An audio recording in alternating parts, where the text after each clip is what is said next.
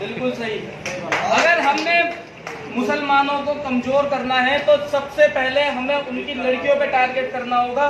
جہاں ہم ان کی لڑکیوں پہ ٹارگٹ کریں گے اپنے آپ ہی سالے کمزور ہو جائیں گے.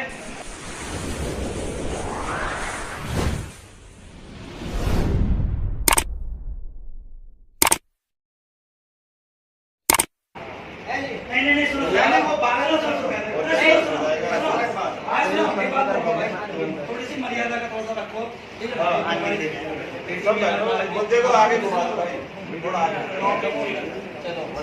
تو میں سبھی بھائیوں سے بس یہ کہتا ہوں اگر ہم نے کسی کو سامنے والے کو کمزور کرنا ہے تو ہمیں اس کی کیا پوائنٹ پکڑنا چاہیے بتاؤ. بالکل صحیح. اگر ہم نے مسلمانوں کو کمزور کرنا ہے تو سب سے پہلے ہمیں ان کی لڑکیوں پہ ٹارگٹ کرنا ہوگا. جہاں ہم ان کی لڑکیوں پہ ٹارگٹ کریں گے اپنے آپ ہی سالے کمزور ہو جائیں گے.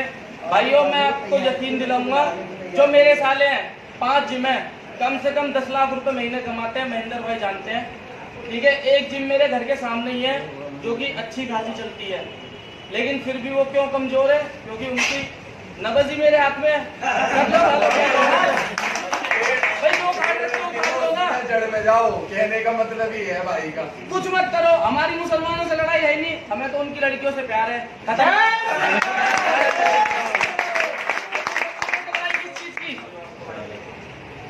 ہم تو اس کی لڑکیوں سے پیار کریں گے نا. کیوں اپنے آپ ہی کمزور ہوتے چلے جائیں گے. چلو بھائیو بس اتنا ہی کہنا چاہوں گا. جے شری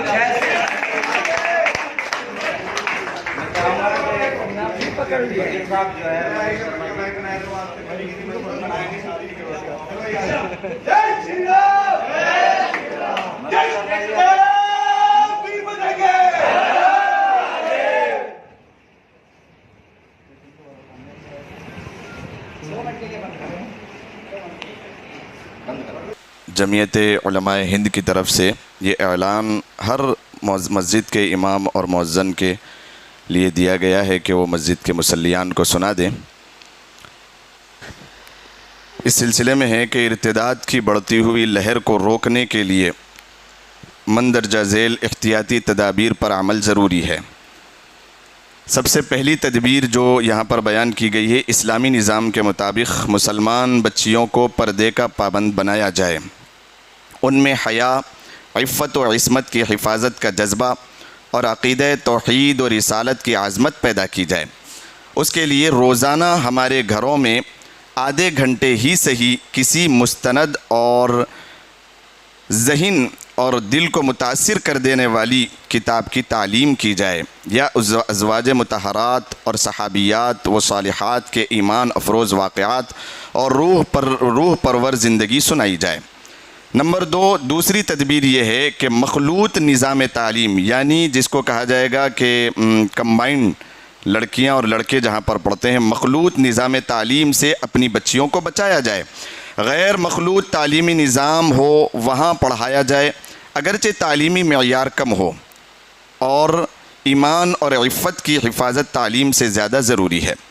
نمبر 3, تیسری تدبیر یہ ہے جو لڑکیاں اسکولوں اور کالجوں میں پڑھ رہی ہیں ان کی دینی تعلیم و تربیت اور ذہن سازی کی بھرپور کوشش کی جائے. ان کو کچھ وقت کے لیے کسی عالمہ آپا سے وابستہ کرایا جائے. ان کی عادات, اطوار, اخلاق پر پوری نظر رکھی جائے. کردار سازی میں معاون بننے والا لٹریچر انہیں مطالعہ کرنے کے لیے یعنی پڑھنے کے لیے دیا جائے.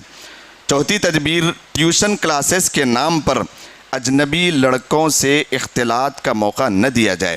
کسی ٹیچر یا ساتھی اسٹوڈنٹ کے گھر پر کسی تعلیمی ضرورت کے نام سے بھی جانے کی اجازت نہ دی جائے.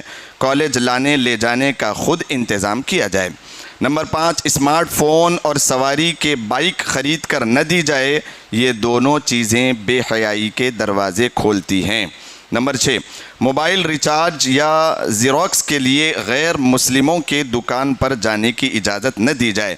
اسی طرح کالج کے اندر یا اس سے قریب غیر مسلموں کے کینٹین سے بچنے کی ہدایت دی جائے.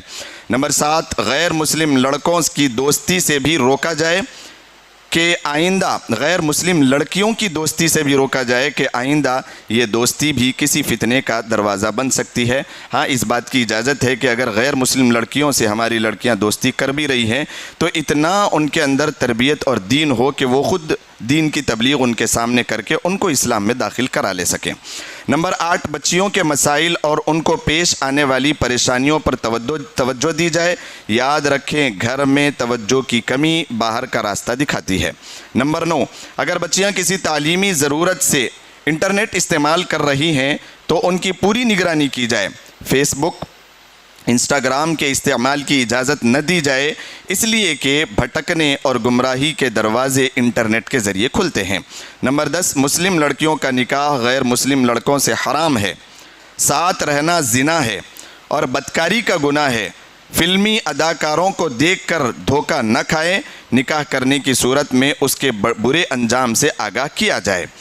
نمبر 11، جب نکاح کے قابل ہو جائیں تو مناسب رشتہ ڈھونڈ کر جلد از جلد نکاح کر دیا جائے، چاہے رخصتی بعد میں کی جائے، کہ اس سے جذبات میں تسکین حاصل ہوگی اور ادھر ادھر بہکنے سے جہاں حفاظت ہوگی وہاں منگیتر کی شکل میں ایک مضبوط نگران بھی حاصل ہو جائے گا، اور نکاح کی تاریخ طے کرنے میں بے جا رسوم و خرافات رکاوٹ نہ بننے پائے۔ نمبر 12، ان کے ایمان کی حفاظت کے لیے روزانہ بلا ناغہ صلاۃ الحاجت پڑھ کر اللہ تبارک و تعالیٰ سے خوب الحاح وزاری سے دعا مانگی جائے۔ اللہ تبارک و تعالیٰ ہم سب کو ان پر عمل کرنے کی توفیق مرحمت فرمائے۔